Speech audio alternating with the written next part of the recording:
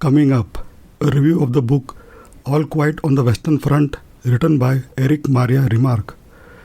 Namaste friends, my name is Shinil Subramanian Paimal and you are listening to the Histology podcast. All Quiet on the Western Front is a novel by Erich Remarque, a German veteran of World War I. This book has been translated from German by Brian Murdoch.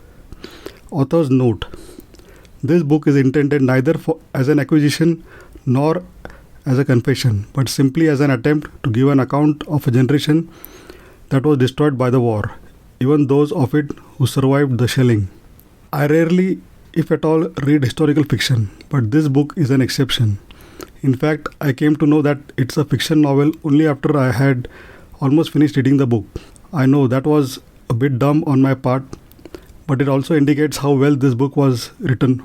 Let me warn you beforehand that this book is not for the faint-hearted and the content is quite graphic. The book centers on Paul Bäumer, a German soldier on the Western Front during World War I, who arrives at the Western Front with his friends and schoolmates Leer, Müller, Kropp, Kemmerich and a number of other characters. While fighting at the front, Bäumer and his comrades engage in frequent battles and endure the treacherous and filthy conditions of trench warfare.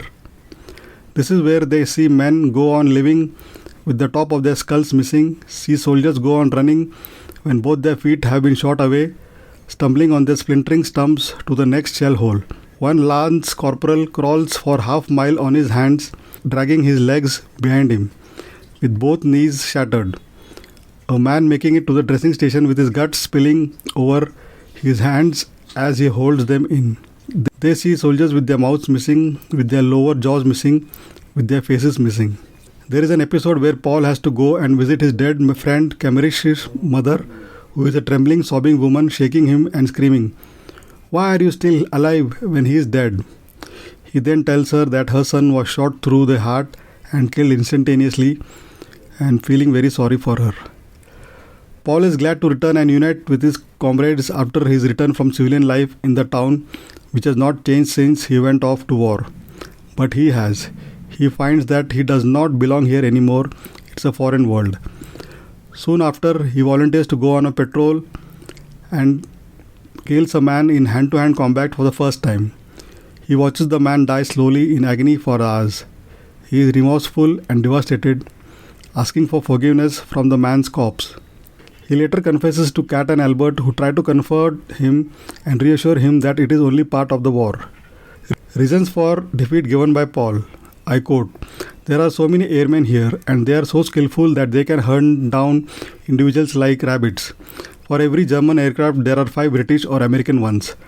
For every hungry, tired German soldier in the trenches, there are 5 strong freshmen on the enemy side.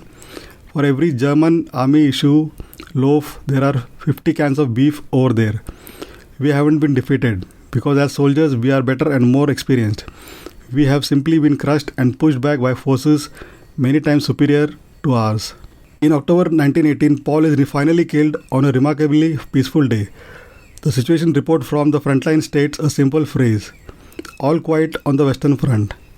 Paul's corpse displays a calm expression on its face, as though almost glad the end had come. The book shows war and its results, the sufferings of ordinary people, the plight of refugees, but also the doggedness of that spark of life. All Quiet on the Western Front is not a memoir, though the author has drawn on some of his experiences in the war, and it is not a piece of historical documentation from 1918, though it is sometimes cited as if it were, but a novel. It portrays the war through the eyes of one soldier, albeit a sensitive one, the 19-year-old Paul Bäumer. There are few military historical details, no heroics, and the real enemy is death. This book is beyond ratings, but just for formality's sake, I give it 5 out of 5. It is a must-read for people who want to know and understand about the life on the battlefront. Last but not the least, thank you for spending your valuable time listening to this book review. Really grateful. I will provide links to the related page on Amazon in the show notes along with a few other related stuff. Please don't forget to subscribe to the Histology podcast on your favorite podcasting app and check histology.com for previous episodes. Looking forward to hearing from you. Have a great day and take care. Bye.